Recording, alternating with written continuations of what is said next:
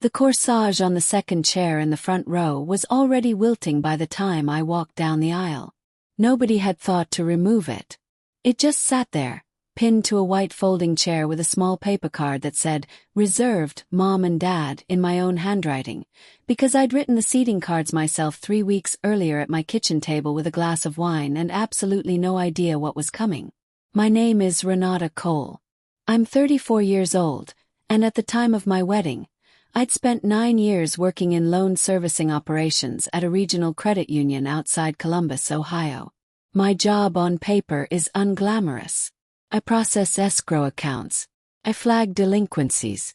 I read deeds and refinance packages the way some people read novels. Carefully, for the parts that matter, skipping past the boilerplate.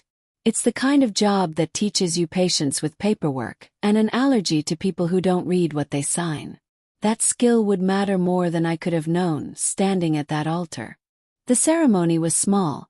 42 guests. A chapel outside Dayton with exposed wood beams and October light coming through tall windows. My now husband, Marcus, stood across from me in a navy suit. He'd had tailored twice because he kept losing weight from nerves. And in the front row on my side there were 2 empty chairs. I didn't cry during the vows. I want to be clear about that because when people hear wedding and parents missing, they expect me to say I broke down at the altar. I didn't. I've never been a crier in public. What I did instead was something my brain does under stress. I cataloged. I noticed the exact angle of the afternoon light through the window behind the officiant.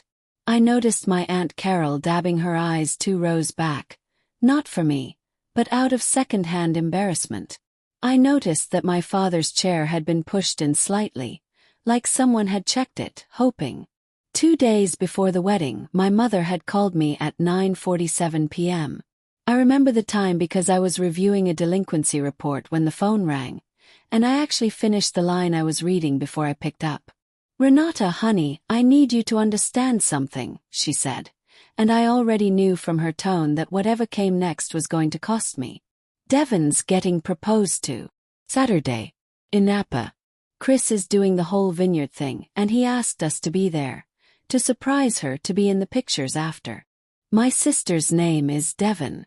She's 29, 5 years younger than me, and for as long as I can remember, she has been the emotional center of gravity in our family. Not through cruelty, through gravity. Things simply orbited her. My accomplishments were footnotes in family conversations. Hers were headlines. "Mom," I said, "Saturday is my wedding." There was a pause. Not a guilty one, a calculating one. The kind of pause I recognize now from negotiating with delinquent borrowers who are about to explain why the payment isn't coming. "I know, sweetheart. But you'll have Marcus. You have your whole life together. Devon needs us for this one moment." I want you to sit with that sentence for a second because I certainly have. You'll have Marcus. As though a husband was a replacement for parents. As though my wedding day was a transaction I could offset with a different kind of company. "We'll see you at the reception maybe," she added. "If the flight works out." The flight did not work out. Napa is roughly 2,200 miles from Dayton, Ohio. 15 states, door to door, by the most direct route. My parents spent $480 on last-minute one-way tickets, plus another $210 on a rental car, to stand in a vineyard 3,000 miles from their daughter's wedding and hold up a bottle of champagne for a proposal that, I would learn 8 months later, my sister's boyfriend hadn't even fully decided to go through with until that morning. At 2:15 p.m. on my wedding day, while I was saying vows I'd rewritten 4 times to get exactly right, my mother posted a photo. Devon, crying, ring on her finger, my parents flanking her with champagne flutes raised, captioned, "Best day of our lives. So proud of our girl." I didn't see it until the reception. My cousin showed me, phone tilted apologetically, like she was handing me something that might burn.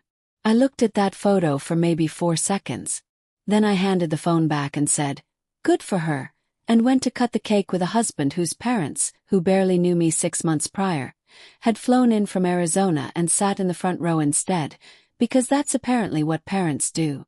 What I didn't say out loud that day, but what I was already turning over in the back of my mind, the same part of my brain that flags a broken chain of title before anyone else on my team even sees the file, was this. I knew something about my parents' finances that they had, until that moment, assumed I would never use against them. That should have been the end of it. It wasn't if you've ever been the reliable one in your family. You already know the arithmetic. You get less attention and more responsibility. You get, we know you'll figure it out instead of help. You get remembered when something needs fixing and forgotten when something needs celebrating. I became the reliable one early. When I was 19 and Devon was 14, our father lost his job at a manufacturing plant outside Springfield. A layoff, not a firing, but the kind of layoff that guts a household budget for a year and a half while unemployment runs out and the mortgage doesn't care. I was in my second year of community college, living at home, working part-time at a call center. I gave them almost every dollar I made for 11 months. Nobody asked me to keep records. I did anyway. Old habit. Even at 19, I liked knowing exactly where money went. Devon, at 14, kept her allowance. My parents didn't touch it. She's just a kid, my mother said when I asked, not bitterly, just genuinely curious about the logic. You're practically an adult. That sentence, you're practically an adult, became the tuning fork for the next 15 years of my relationship with my family. Whenever something needed to be sacrificed, I was practically an adult. Whenever something needed to be celebrated, Devon was still finding herself, still needed extra grace, still deserved the softer landing. 3 concrete examples because I think in evidence, not impressions. First, when I graduated college. First in my family to finish a 4-year degree, magna cum laude, working full-time through my last 2 years. My parents came to the ceremony 40 minutes late and left before my name was called in the alphabetical processional, because Devon had a dance recital that evening and they needed to get across town. I found out when I texted my mother a photo of my diploma, and she replied 40 minutes later. So proud. Devon killed it in her solo tonight. You should see the video. Second, when Devon dropped out of her nursing program in her second year, a decision that cost roughly $11,000 in tuition already paid, non-refundable. My parents took out a home equity line of credit to cover her portion of an apartment lease she'd signed and then abandoned. Nobody asked me for input. I only knew because I saw the helix show up when I helped my father set up online banking 6 months later. And he mentioned it offhand like it was nothing, like $11,000 was a rounding error. Third, and this is the one that matters most for what comes later. 4 years before my wedding, my parents' original mortgage lender wouldn't approve them for a refinance on their own. My father's credit had taken a hit from the layoff years, still recovering, still climbing back. My mother's income as a part-time school aide wasn't enough on its own to qualify. They needed a co-borrower with strong credit and stable income to get the rate down from 7.2% to 4.9% and actually keep the house long-term. They asked me. Said yes. Course I said yes. That's who I was in this family. The fixer, the fallback, the name on the paperwork nobody thanks you for signing. I sat across from a loan officer I didn't know, in a town 40 minutes from my own apartment, and I co-signed a 30-year mortgage refinance on a house I do not live in, for parents who, 4 years later, would fly 15 states away rather than watch me get married. Here's the detail that matters, the one I want you to hold on to. When you co-sign a refinance like that, especially with a family member handling the closing paperwork somewhat informally through a broker my father trusted, you don't just become liable for the debt. Depending on how the deed and note are structured, you can end up with an actual ownership interest. A name on the title, not just a name on the loan. I remember asking the loan officer directly, because it's literally my job to ask this question for other people's files. Am I on the deed or just the note? Both, she said. For a refinance like this, we need you on title as co-borrower. It protects the lender. Protects the lender. I remember thinking at the time that it also protected me, in some abstract way I couldn't yet articulate. I didn't think about it again for 4 years. I just kept paying my portion, $340 a month, direct to the escrow account on top of my own rent, because that's what reliable people do. We don't renegotiate the arrangement. We just keep showing up. My phone rang 2 days after the wedding. I almost didn't answer. I was still raw, still doing that thing where you replay an empty chair over and over. But it was my mother, and old habits don't die just because you're hurt. "Renata, honey, I wanted to check in," she said too brightly, the tone people use right before they ask you for something. "Devon's asking if you and Marcus can help with a deposit for the reception venue. Chris wants to move fast. Book something for next spring." I stood in my kitchen, still wearing my wedding ring for the second week of my life, and I said nothing for a moment. My mother filled the silence the way she always does, with more information than I'd asked for. "It's not much, just $3,000 for the deposit, and honestly your father and I are stretched thin right now with the house payment going up." She stopped herself. "But not fast enough." "Going up?" "Yes. It's a fixed rate. It doesn't go up." There was that pause again. The calculating one. "We refinanced again in the spring," she said carefully. "Different terms. It's fine, don't worry about it." I did not say anything for 8 full seconds. I know it was 8 seconds because I was staring at the microwave clock at the time. "Mom," I said, "am I still on that mortgage?" She laughed. A small, nervous laugh, the kind you use to make an uncomfortable question sound smaller than it is. "I'd have to check with your father. I don't really handle that side of things." That was the moment everything shifted. Not because of what she said, because of what she so clearly didn't know. My mother didn't know whether my name was still on the deed to the house she was standing in. Which meant one of 2 things. Either they'd quietly refinanced me off the loan without telling me, which was a problem. Or they hadn't, which was a very different kind of problem for them. I told her I'd look into it. Hung up. And instead of feeling angry, I felt something quieter and more useful settle into my chest. Focus. You know that feeling. When someone hurts you and your first instinct is to scream, but a colder, sharper part of you says wait, gather the file first. That was me, standing in my kitchen in my wedding week afterglow, pulling up my credit union's internal servicing portal on my laptop instead of crying. What I found in the next 48 hours would change everything. And they had absolutely no idea I was looking. I want to back up because the timeline matters here. And in my line of work, timelines are everything. A missed payment dated the 3rd looks very different from one dated the 31st. Context changes the meaning of a date. So let me give you the actual sequence of what happened in Napa, because I didn't learn the full truth until 3 weeks after the wedding, at a birthday dinner for my father that I attended out of habit more than warmth. I want to back up because the timeline matters here, and in my line of work, timelines are everything. A missed payment dated the 3rd looks entirely different from one dated the 31st. A signature dated before a death looks different from one dated after. Context changes the meaning of a date more than almost anything else in a file. So let me give you the actual sequence of what happened in Napa, because I didn't learn the full truth until 3 weeks after my wedding, at a birthday dinner for my father that I almost skipped and attended, in the end, out of habit more than warmth.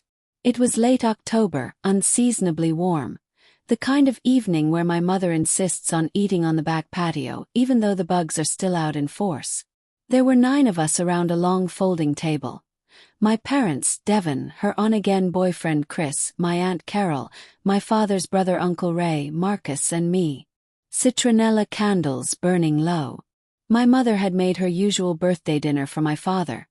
Pot roast, the good china that only comes out 4 times a year, a bottle of red wine that Devon had picked out and kept refilling her own glass from long before dessert arrived. Devon has never been a quiet drunk. A few glasses in, she gets warm and loose and starts narrating her own life like it's a story worth telling, which, to be fair, people usually do find charming.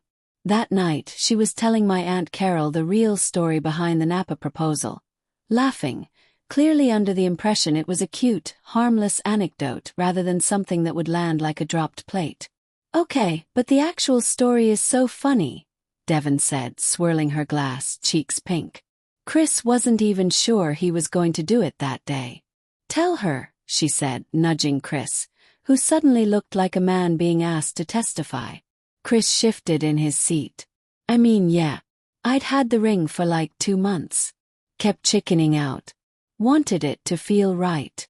Tell her the rest, Devon said, delighted, oblivious. Your mom actually called me, Chris said, glancing, just for a second, toward my mother. The way you glance at someone before you say something you suspect they didn't want repeated. Thursday night. She said if I didn't do it that weekend, she was gonna tell Devon herself, because she couldn't hold on to the secret anymore.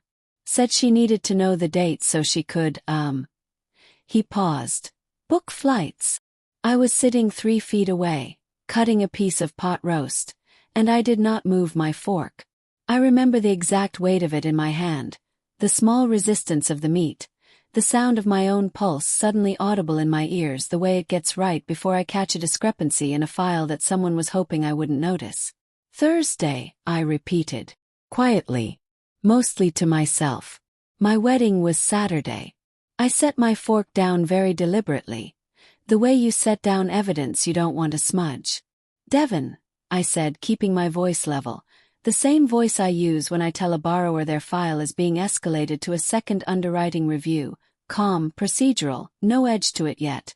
Did Mom know that was the same weekend as my wedding? The table went quiet in that particular way tables go quiet when someone has just asked a question everyone already privately knows the answer to. Aunt Carol suddenly became very interested in her wine glass. Uncle Ray reached for the bread basket like it required his full attention. Marcus beside me went very still. Not tense exactly, but alert, the way he gets when he can feel a shift in the room before it's spoken out loud. Devon's face did something complicated. A flicker of realization crossing it, quickly buried under defensiveness. The way people bury things they suspect are indefensible. I mean, yeah, obviously she knew, Devon said, laughing a little, though the laugh had lost its earlier ease. But it's not like she planned it to be mean, Ren. Chris just wasn't ready until then. It's not that deep. He wasn't ready, I said slowly, until Mom told him he had to be.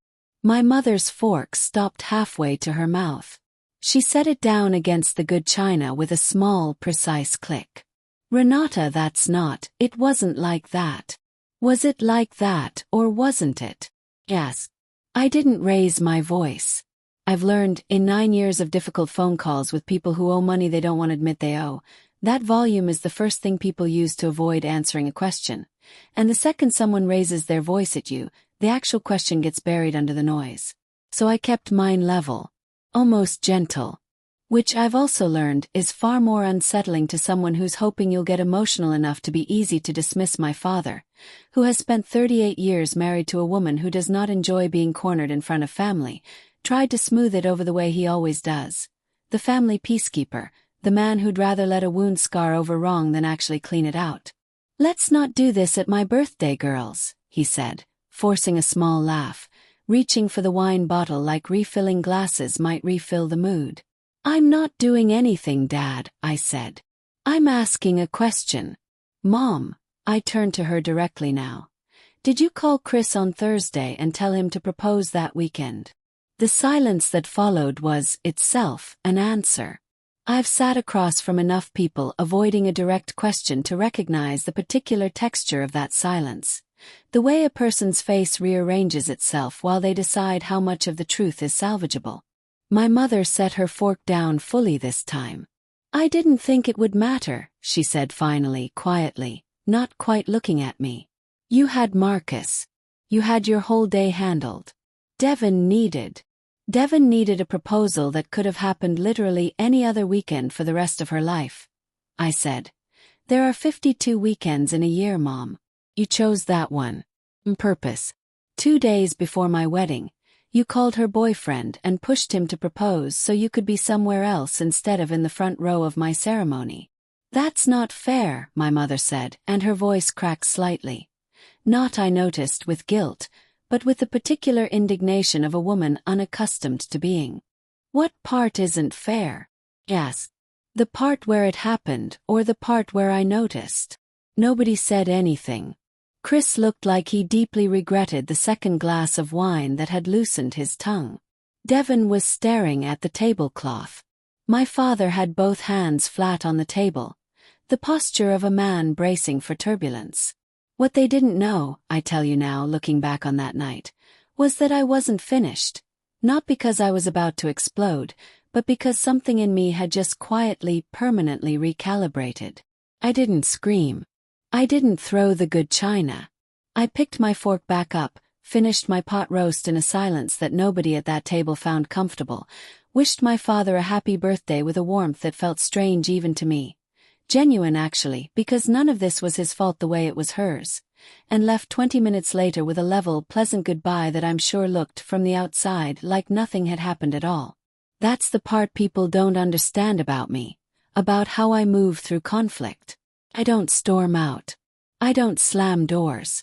I say goodnight, I hug my aunt, I tell my father happy birthday one more time at the door, and I leave looking exactly like a woman who had a slightly tense but ultimately fine family dinner. I want you to sit with that for a second because I think you know this feeling, the one where you're being calm on the outside precisely because something enormous just shifted on the inside, and you need the quiet to actually process it before anyone else gets to react to your reaction. In the car, Marcus looked over at me at a red light on Route 4, the dashboard lights throwing a faint green glow across his face, and said, "You're doing the thing." What thing? The quiet thing. The thing you do at work before you flag an account. He wasn't wrong. He's watched me do it before.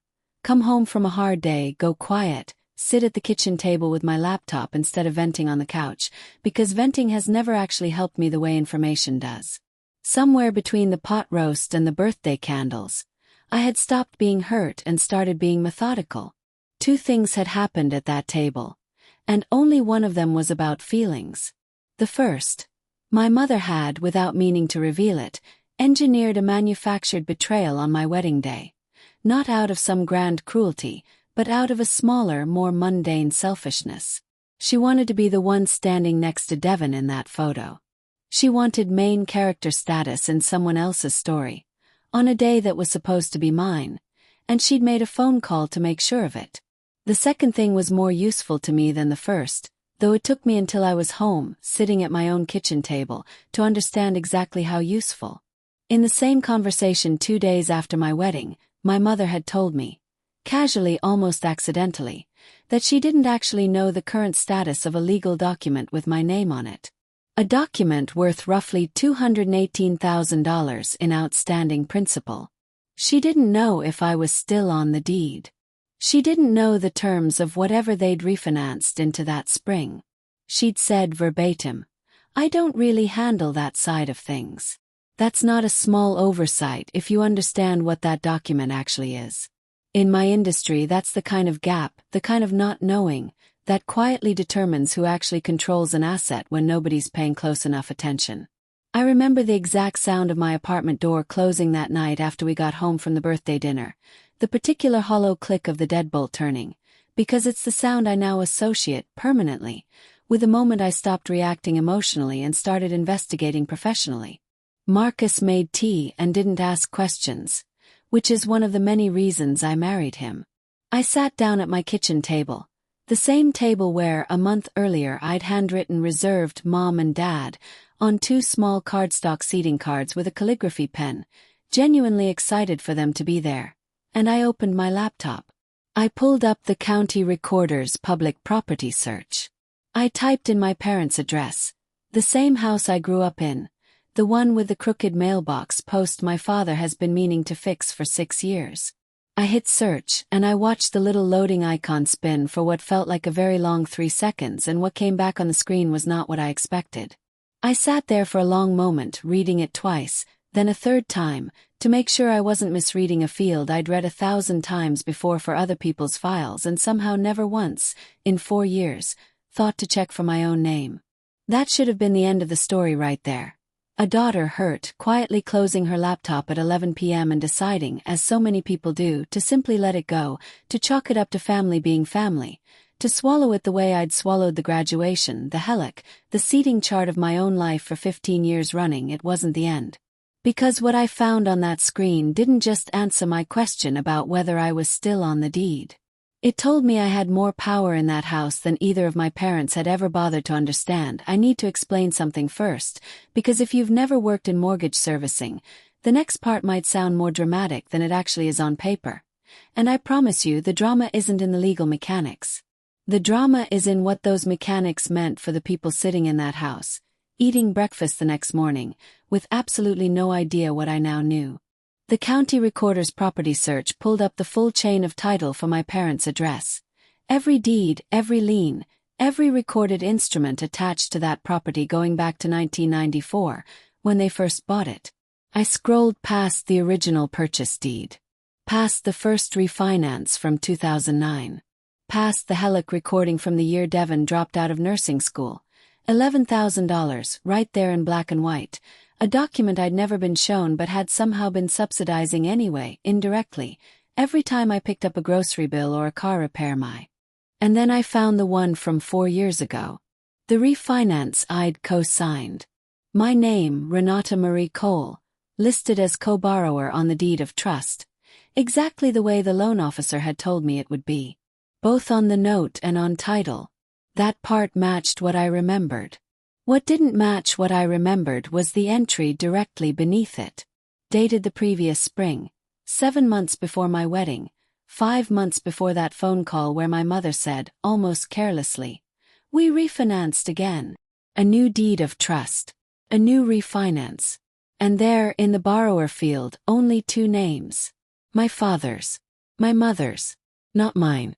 I sat with that for a second, doing what I do professionally. Checking, rechecking, refusing to let myself draw a conclusion from a document until I understood exactly what it said and didn't say. So I did what I'd do for any file at work. I pulled the actual recorded deed of trust, not just the index entry, and read it line by line. Here's the term that mattered, and I want you to actually hear it because it's not complicated once someone explains it to you plainly. When my parents refinanced again that spring, they used a quitclaim deed to remove me from title first. A simple 1-page instrument that transfers whatever ownership interest a person holds to someone else. No guarantees, no warranties, just a legal handoff. And then closed on a brand new refinance loan with only the 2 of them as borrowers. Which meant on paper exactly one thing. I was no longer a co-owner of that house. I had been quietly, procedurally removed. Here's what should have stopped there. A quitclaim deed requires a signature. Notarized. Recorded.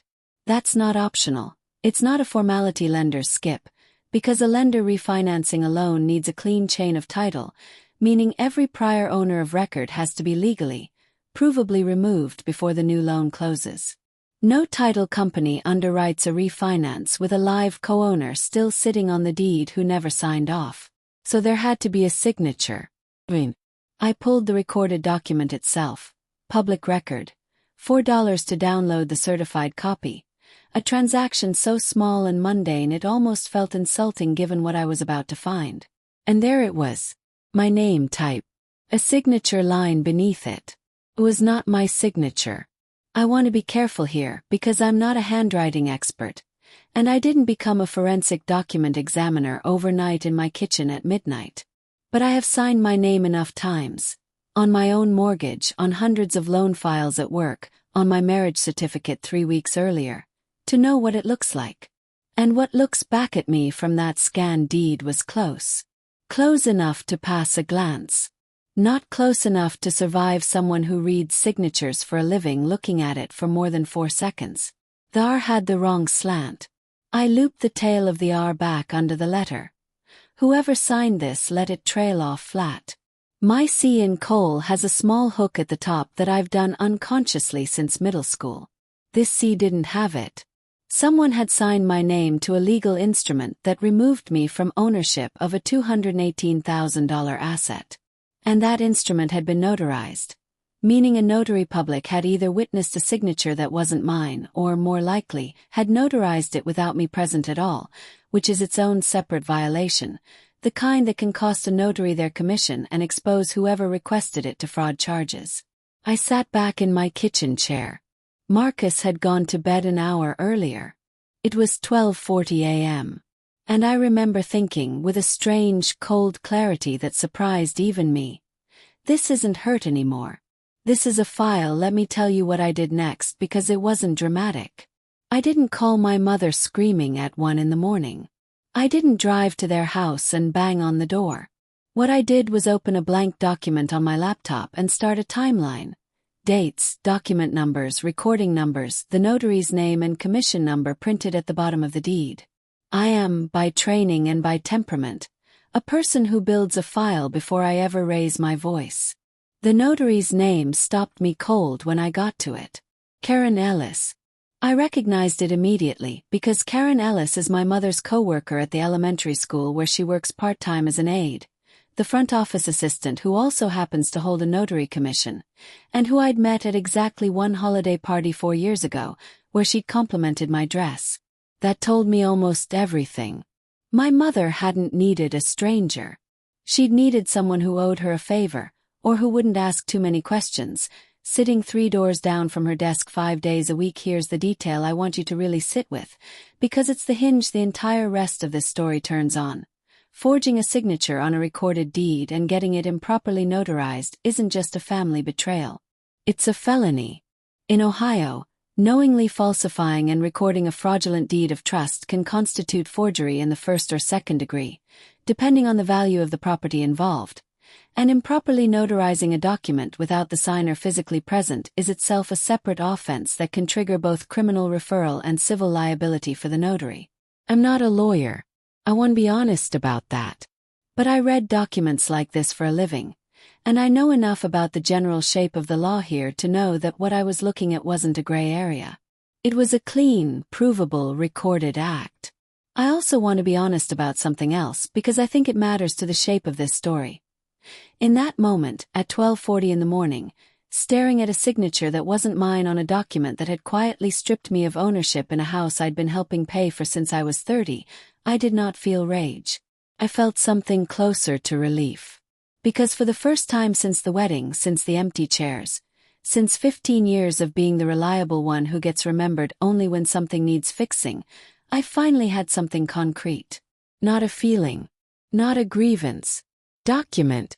Date. A notary's commission number. Trail.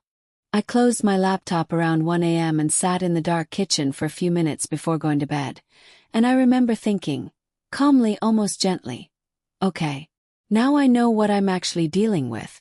What I didn't know yet, lying awake next to Marcus an hour later, was that I had exactly 31 days before a specific window closed. A window that, once shut, would make what I was about to do next significantly harder to undo the damage that had already been recorded in the public record of a county courthouse 40 minutes from my childhood bedroom. That was the moment everything shifted from a story about being hurt into a story about what I was going to do with what I now knew. Here's something I've learned in 9 years of reading other people's financial disasters for a living. The people who recover fastest from being wronged are never the ones who react first. They're the ones who go quiet, gather everything they need, and only then make a single well-placed call. Loud people get outmaneuvered. Quiet people get results. I went quiet for 11 days. I didn't sleep much that first week. Not from anxiety, from planning. I kept a legal pad next to my laptop, the old-fashioned yellow kind, because I found that handwriting a timeline forces you to slow down enough to catch inconsistencies typing lets you skate past. Every night after Marcus went to bed, I added to it. The first call I made wasn't to a lawyer. It was to my own credit union's fraud department, using my employee access to pull my own credit report the way I'd pull any borrower's. A professional courtesy I don't usually extend to myself, honestly, because until that week I'd never had a reason to distrust my own family's paperwork. What came back confirmed what the deed already told me. I had been removed as a borrower on the mortgage 7 months earlier, my name scrubbed from the loan entirely, my credit history on that account simply stopped. No missed payments, no default, just erased, the way you'd redact a line from a document you didn't want anyone reading twice.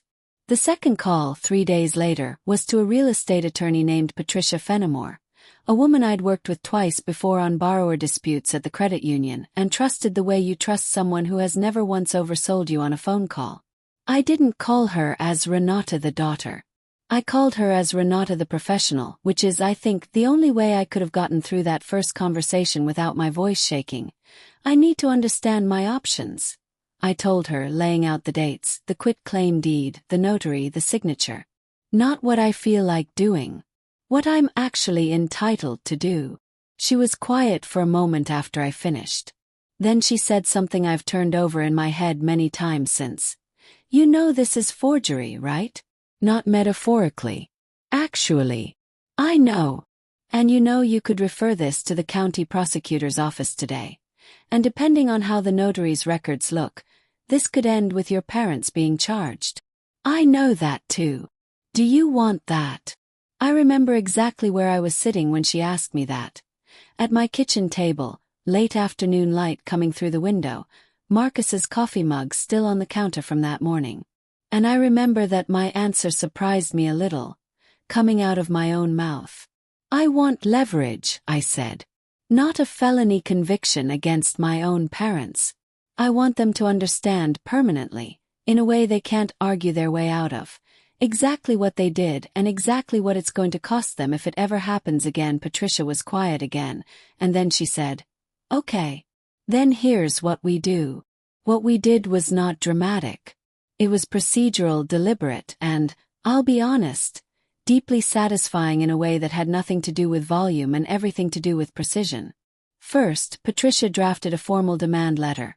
Not a lawsuit, not yet, just a letter, sent via certified mail with return receipt requested, addressed to both my parents, laying out in plain, unemotional legal language exactly what the county records showed. An unauthorized quitclaim deed, a signature inconsistent with my known signature, a notarization performed by an individual with a documented personal relationship to my mother, and a formal request that the deed be voluntarily rescinded, and I be restored to title within 14 days, or the matter would be referred for both civil action and potential criminal review. Second, and this was the part that actually mattered, the part that gave the letter teeth. Patricia filed a lease pendens with the county recorder's office. If you don't know that term, it's a public notice, attached directly to the property record, announcing that there's a pending legal claim on the title. It doesn't seize the house. It doesn't stop anyone from living there.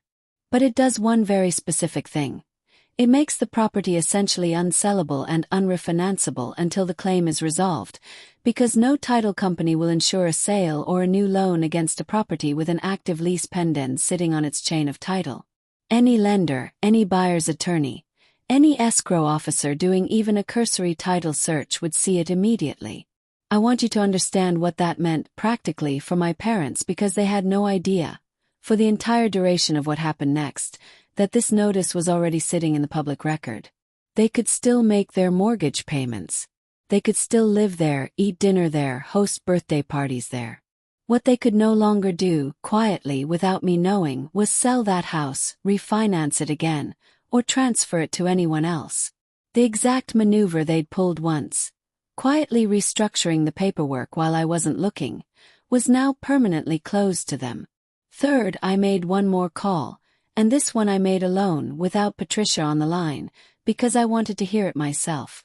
I called the office of the Ohio Secretary of State's Notary Commission Division and asked, in the calm, procedural voice I use at work, how one files a complaint against a notary for improperly notarizing a document without the signer present.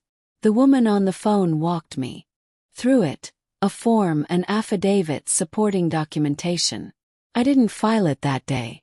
I told her I'd be in touch. But I wrote down the case reference number on my legal pad, right below the date, because I wanted my mother's coworker to understand, eventually, exactly how close her signature stamp had come to costing her a career. None of this took loud confrontation. It took 11 days, $420 in filing fees, and a certified letter that would land in my parents' mailbox on a Tuesday morning while they were both at work, sitting in their kitchen unopened until that evening. I didn't tell them any of this was coming. I went to work. I processed other people's escrow accounts. I flagged a delinquency on a rental property in Westerville that turned out to be a clerical error, apologized to the borrower, fixed it in 11 minutes, and went back to my own quiet countdown. What I didn't expect, what actually happened while that certified letter was still in transit, was a phone call from my mother on a Thursday evening, her voice tight in a way I hadn't heard before, not the calculating pause from the wedding call, something closer to fear. "Devon and Chris broke up," she said without preamble. "He called off the engagement. Said things moved too fast, that he wasn't ready, that he felt pushed into it." I sat very still on my end of the line. "I'm sorry to hear that," I said, and I meant it. Not for the engagement, but because I understood, in a way my mother clearly still didn't, exactly what had happened. Chris hadn't been ready in October. He hadn't magically become ready. He'd been pressured into a moment that wasn't his, by a woman who wanted a photograph more than she wanted her daughter to have an honest proposal, and 8 months later the foundation under that pressure had finally given way, the way foundations built on someone else's urgency always eventually do. "Devon's a wreck," my mother continued. "She's talking about moving back in with us for a while, and honestly, with the new mortgage payment being what it is, we could really use some help covering things until she's back on her feet. I know things have been tense since the wedding, but you're the one who always—" She stopped herself the way she had once before, catching the sentence before it finished. "You're the one who always fixes things." I let the silence sit for a moment. Not to be cruel, because for the first time in 15 years, I genuinely didn't know what I was going to say next, and I wanted to actually think about it instead of reflexively agreeing the way I always had. "Mom," I said finally, "I think you and Dad are going to want to check your mail before we talk about money." "What does that mean?" "It means exactly what it sounds like," I said. "Check your mail. We'll talk after." I hung up before she could ask anything else. And I sat at my kitchen table, legal pad in front of me. And for the first time since the wedding, I felt something that wasn't hurt and wasn't even satisfaction exactly. It was steadiness. The particular calm of a person who has stopped waiting for someone else to notice what they did, and has instead made absolutely certain they will. The certified letter arrived at my parents' house the following Tuesday. I know the exact time it was delivered, 11:14 a.m., because Patricia's office received the electronic delivery confirmation and forwarded it to me before I'd even finished my lunch. What I didn't know yet was how my father, a man who had spent 38 years avoiding confrontation of any kind, was going to react to opening an envelope from a real estate attorney with his daughter's name on the return address. I found out 4 hours later. And it wasn't what I expected at all. My father called me at 3:52 p.m. I know the exact time because I was in the middle of a call with a borrower about a delinquent escrow shortage when my phone buzzed on my desk, and I saw his name light up the screen, and I let it go to voicemail. Not out of spite, but because I genuinely needed to finish protecting a stranger's account before I dealt with my own family's. I called him back at 4:40 from my car in the parking garage, engine off, hands steady on the wheel in a way that surprised me a little. "Renata." His voice was quiet. Not angry. Something closer to hollowed out. "We got a letter today. From a lawyer." "I know," I said. "You know." A pause, and I could hear him exhale. The particular exhale of a man realizing a conversation is going to be worse than he braced for. "Did you send this?" "I hired the lawyer, yes." "The letter's accurate, Dad. Every word of it." "Renata, your mother would never." "Dad." I said it gently, but I said it in a way that stopped him. "I have the recorded deed. I have the signature. It's not mine. I've had a document examiner I work with at the credit union take a preliminary look, off the record, just to sanity check myself before I did anything. That's a formality, by the way, not a requirement, because I know my own signature better than any examiner does. But I wanted to be sure before I said anything to either of you." "I'm sure." Silence on the line. I could hear, faintly, a television in the background at their house, some evening news anchor's voice, muted and distant. "Your mother handled all that with Karen at the school," he said finally, quietly, and I understood immediately what that sentence was. Not a denial. A confession dressed up as an explanation. I didn't know the details. I signed what she put in front of me. I didn't ask enough questions. I should have asked more questions. I want to pause here and tell you something honest. Some part of me had been braced for my father to lie to me the way my mother would have, smoothly, protectively, the way people do when they've spent a lifetime avoiding hard conversations. He didn't. And that small, unexpected honesty was almost harder to sit with than anger would have been, because it meant I couldn't file him away as simply another villain in this story. He was something messier, a man who'd let it happen by not asking, which is its own kind of failure, quieter but not innocent. "What do you want, Renata?" he asked. "Tell me what you actually want, and let's just talk about it like adults, please." So I told him. Plainly, the way I'd tell a borrower the terms of a repayment plan. "I want back on title.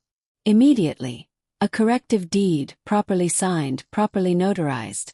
This time with an independent notary who has never met either of you. Filed within 14 days like the letter says. I want the lease pendens released once that's done, which it will be. Because at that point there's nothing left to contest. And I want Karen Ellis to understand that if she ever notarizes another document she didn't personally witness being signed, I will file the complaint that's currently sitting drafted on my desk. I haven't filed it yet. I'm choosing not to. That's not a threat, Dad, that's a mercy. And I need you both to understand the difference." "And that's it?" he asked, and there was something almost pleading in it, like he was hoping the actual cost would be smaller than the fear had made it in his head. You're not pressing charges against your mother?" I thought about that question for longer than the pause probably felt on his end of the line. "No," I said. "Not because she doesn't deserve consequences. She does. But I've spent 15 years being the daughter who cleans things up quietly so the family doesn't have to look at what actually happened. I'm not doing that anymore for free, and I'm not doing it invisibly. But I'm also not interested in destroying my mother's life over this. I want her to feel the weight of it. I don't need her in a courtroom to make that happen." "What about the mortgage?" he asked. The payment you were making, are you going to keep?" "No," I said, and this was the part I'd rehearsed the most, sitting alone at my kitchen table over 11 nights with a legal pad. "I'm not going to keep covering $340 a month toward a house I was fraudulently removed from owning. That arrangement is over, effective immediately. If you and Mom can't carry the full payment on your own, that's a conversation you need to have with your lender about your options. Not a gap I'm going to keep quietly filling so nobody has to face the actual math of your finances. I did that for 4 years, Dad. I'm not doing it for a fifth." He didn't argue. I think honestly, some part of him had been waiting a long time for someone to say a version of that sentence to him, even if he'd never have said it to himself. "Okay," he said quietly. "Okay. We'll sign whatever needs signing. Here's a pattern interrupt I want to give you because I think it matters. This is the point in a story like this where you expect the villain to get louder, not quieter. You expect my mother to call screaming, to show up at my apartment, to play the martyr in some dramatic scene with tears and slammed doors. That's not what happened. What happened was smaller, and in some ways sadder, and more honest to how these things actually go in real families. My mother called 2 days later. Her voice was tight, controlled. The voice of someone who has rehearsed what they're going to say and is determined to get through it without cracking. "I want you to know I did it because I love Devon," she said, no greeting, straight into it. "Not because I don't love you. You've always been the strong one, Renata. You've never needed as much as she has. I genuinely thought you wouldn't even notice and it wouldn't matter, and we'd fix it eventually, quietly, and nobody would ever have to." "Mom," I said, cutting in, not unkindly but firmly. "You forged my signature on a legal document to remove me from ownership of a house I've been helping pay for since I was 30. That's not a favor to your other daughter. That's a felony you committed against me because you assumed I'd never check. I know how it sounds. It doesn't sound like anything, Mom. It's just what it is." There was a long silence, and then quietly, almost too quiet to hear. "Are you going to forgive me for this? Ever?" I thought about that question honestly, Because I owed her honesty even if I didn't owe her comfort. I don't know yet, I said. But forgiveness isn't actually the thing on the table right now. What's on the table is a corrective deed that needs your signature, in front of a notary who's never set foot in that school building, by next Thursday. Let's start there. The corrective deed was signed 9 days later, in the office of a notary public Patricia had selected specifically because she had absolutely no connection to anyone in my family. A woman named Diane, in a strip mall office next to a dry cleaner, who had my mother present valid photo ID and sign in front of her, the way it should have happened the first time.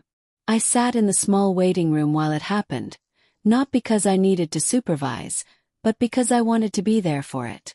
I wanted to watch my name go back onto that title the right way, in a room that had nothing to do with my childhood kitchen or a favor between co-workers. My father shook Patricia's hand afterward, stiffly, formally, the handshake of a man closing a chapter he was deeply ashamed had ever been opened. My mother didn't look at me directly the whole time. She signed where Diane pointed, her handwriting small and careful, nothing like the confident scrawl that had forged mine 7 months earlier.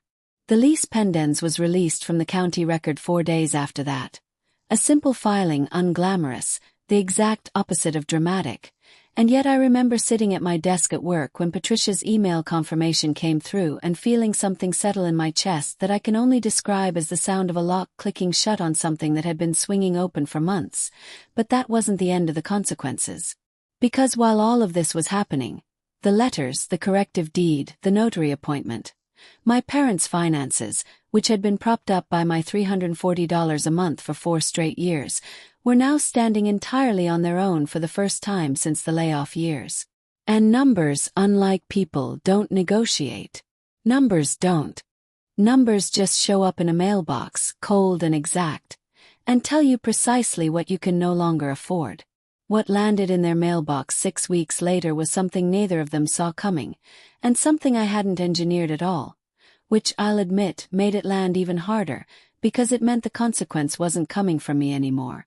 It was coming from the math itself. My father called me at 3:52 p.m., 4 hours and 38 minutes after that certified letter landed on the kitchen counter he'd built himself 20 years earlier, back when he still had 2 good knees and a job at the plant. I know the exact gap in time because I'd been watching my phone the way I watch a delinquency queue at work. Not anxiously, just attentively, waiting for the moment a flagged account finally moves. Renata. His voice was quiet. Not angry. Something closer to hollowed out. What is this? You read it, I said. Not a question. Your mother read it first. He stopped. I heard a chair scrape somewhere behind him. My mother's voice low and fast in the background, the specific cadence of someone trying to manage a conversation from 6 feet away without being heard doing it. She's saying this is a misunderstanding. That the notary thing was just paperwork getting messy. That maybe your signature just came out different that day. Dad! I kept my voice level, the way I would with a borrower who'd just been caught in something they still hoped they could talk their way around. I work in this exact field. I read fraudulent documents for a living.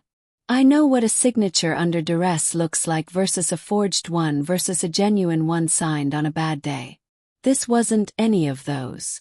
This was someone else's handwriting on a line with my name typed above it, notarized by a woman who works down the hall from Mom, who I've met exactly once. Silence. Long enough that I checked to see if the call had dropped. I didn't know, he said finally, quietly. I want you to know that. I didn't know I signed my part. I didn't ask who signed yours. I should have asked. I didn't ask. I believed him. That's the strange part of this story I've had to sit with since. My father wasn't the architect of it. He's a man who has spent 4 decades letting my mother make the decisions that required nerve, while he made the decisions that required patience. He cosigns. He doesn't originate.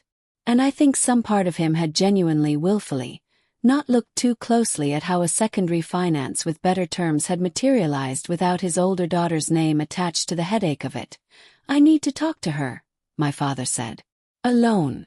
Can we call you back tonight? You can, I said. But Dad, before you go, this isn't a misunderstanding you can talk me out of. There's a lease pendens on the house right now. Public record. It's already filed. Whatever gets said in the next 20 minutes doesn't change what's already sitting in the county recorder's office. He didn't say anything for a moment. Then quietly, what? I explained it to him plainly, the way I'd explain it to any borrower confused by jargon their own lender never bothered to clarify. A legal notice attached to the title, filed because of a disputed ownership claim, that would prevent the house from being sold or refinanced again until the matter was formally resolved. I heard him exhale slowly on the other end, the sound of a man doing arithmetic he didn't want to do. So we can't, if we needed to refinance again to help with Devon's. No, I said. You can't. Not until this is resolved. And it only gets resolved one way. Which is, you put me back on the deed. Properly. With my actual signature, in front of an actual notary who's never met either of you, and we get the record corrected. That's the whole ask, Dad. I'm not trying to take the house from you. I never wanted to. I want the truth of what's actually on paper to match what's actually true. He called back that evening just past 9.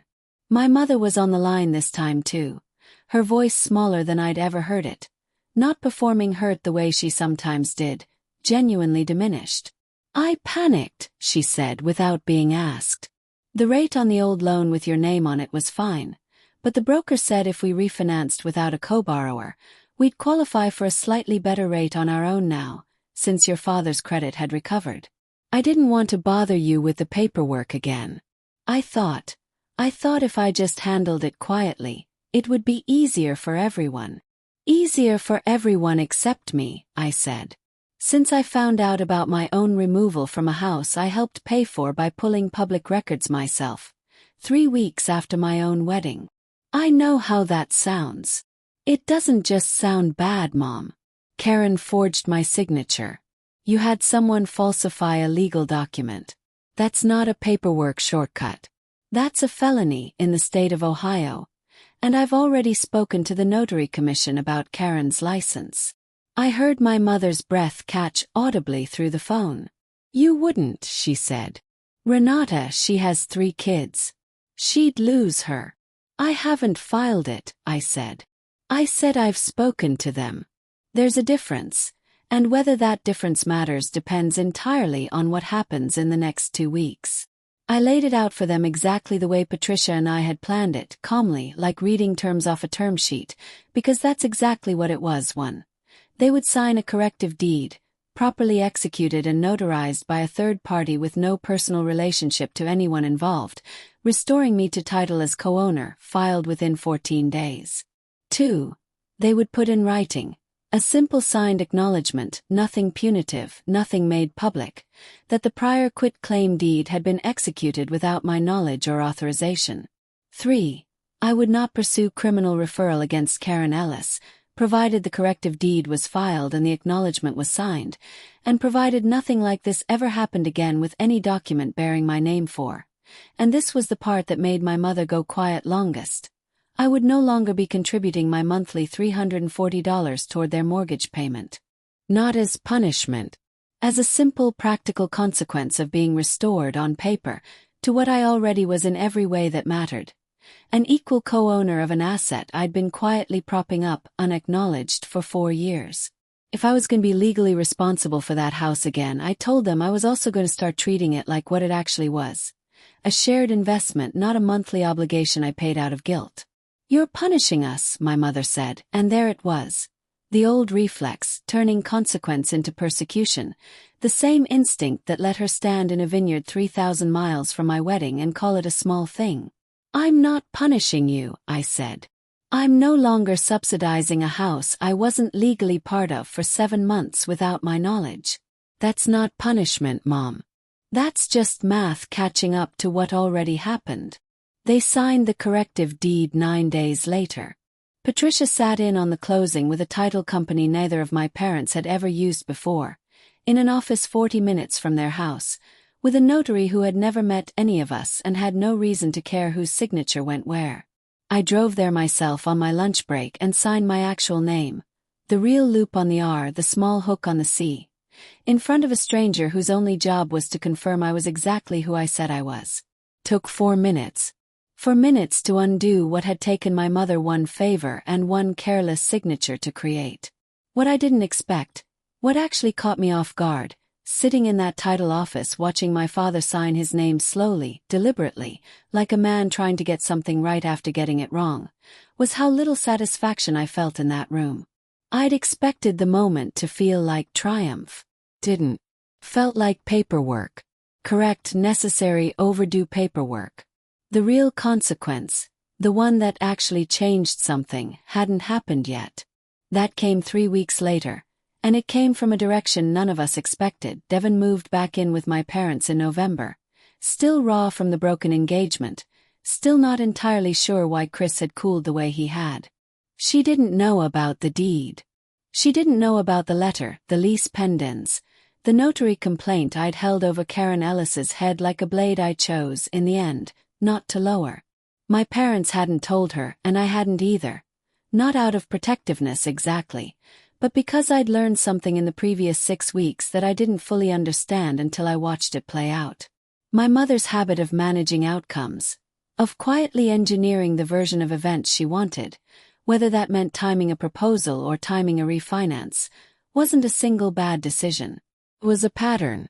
And patterns, once you finally see them clearly, don't stay contained to the one instance you caught. In early December, my mother called Devon's landlord, the one from the apartment lease Devon had abandoned 2 years earlier when she dropped out of her program, the $11,000 Helic lease, to ask, apparently, whether the old deposit could somehow be applied toward a new unit for Devon now that she needed somewhere to land again. The landlord, confused, mentioned it to the property management company. The property management company, doing basic diligence, pulled the old file and discovered the original lease termination paperwork my mother had signed on Devon's behalf 2 years prior included a power of attorney claim that, as it turned out, had never actually been properly executed. My mother had signed as Devon's authorized representative on a document requiring notarized proof of that authorization, proof that was never filed because at the time nobody at the leasing office had checked closely enough to notice. It wasn't fraud on the scale of the deed. But it was the same instinct, the same shortcut, the same quiet confidence that paperwork nobody reads closely enough will simply hold up because it always has. The property management company sent a notice, not to Devon, to my mother directly, flagging the original termination as potentially invalid and reserving the right to pursue the outstanding balance from the original lease, now with 2 years of accrued late fees and interest, against whichever party had actually signed. That number, when it landed, was just under $9,000. My mother called me, this time not with a request, but with something closer to bewilderment. "I don't understand how this is happening all at once," she said. "It's like everything is falling apart at the same time." I didn't say what I was thinking, which was that it wasn't falling apart all at once. It was falling apart in the order it had been built. Badly, quickly, on the assumption that nobody would ever check. I'd simply been the first person in the family with both the reason and the professional habit to actually check. "I can't help with that one, Mom," I said. "That's between you and the leasing company. I'm sorry." And I was sorry, genuinely, not performatively. Not for her. For the version of this family I used to believe existed, back before I understood that being the reliable one had never actually meant being valued. It had meant being useful, which is a very different thing, and one I'd spent 34 years quietly failing to tell apart. My parents paid the $9,000 in a payment plan over the following year, on top of their existing mortgage, without my contribution offsetting any of it. They kept the house. Nobody went to jail. Karen Ellis, as far as I know, still works down the hall from my mother, though I heard, secondhand through Aunt Carol, who cannot help herself, that she's been noticeably cooler toward her since, the particular froideur of someone who knows exactly how close she came to losing a notary commission over a favor she should have refused. Devon and I had one real conversation about all of it, months later over coffee. Just the two of us. She was different by then. Humbler in the specific way people get humble when a version of their life they assumed was guaranteed turns out not to have been. She asked me, carefully, whether I still resented her for the wedding. "I never resented you," I told her, and I meant it. "You didn't manufacture that proposal. Mom did. You were the one it happened to, same as me. You just didn't know it yet." She cried a little. Let her. I didn't need her to apologize for something that had never actually been hers to apologize for. As for my parents and me, we talk now. Less than we used to, more honestly than we ever did before. I still send my father a card for his birthday. I still call my mother on Sundays, though the calls are shorter, and I no longer soften the truth to keep the peace, because I've learned that a peace built on softened truths isn't actually peace. Just delay. I never filed the notary complaint. I want to be honest about why. Not out of forgiveness exactly, but because I realized somewhere in that title office, watching my father's slow, careful signature, that I hadn't done any of this to punish anyone. I'd done it to stop being invisible on paper the way I'd been invisible at my own wedding. And once the paper told the truth again, I didn't need anything else from it. If you've ever been the reliable one in your family, the one remembered only when something needs fixing, I hope you hear this clearly. Being useful was never the same as being loved. It took me 34 years and a forged signature to learn the difference. I hope it doesn't take you that long. If this story resonated with you, tell me where you're listening from. I used to think the empty chairs at my wedding were the worst thing that ever happened to me. I don't think that anymore. I think they were the moment the truth finally became visible. Not just about that one Saturday, but about 15 years of Saturdays I'd quietly absorbed without naming them. Here's what I know now that I didn't know standing at that altar. You cannot argue someone into valuing you. You cannot outperform your way into being chosen. The only thing that actually works is refusing to keep subsidizing your own disappearance. With your money, your silence, or your forgiveness handed out before anyone's even asked for it. I still have a family. Smaller now in the sense that matters. Quieter. Honest in a way it wasn't before. I didn't get an apology that undid the wedding, because nothing undoes a wedding. What I got instead was something steadier. A mother who checks with me before she signs anything with my name on it. A father who finally asks the questions he used to let slide. A sister who sees me now instead of just orbiting past me. I didn't win anything exactly. I just stopped losing quietly. If you've ever been underestimated by your own family, I hope you remember that was never the truth about you. It was just the story they found easiest to tell.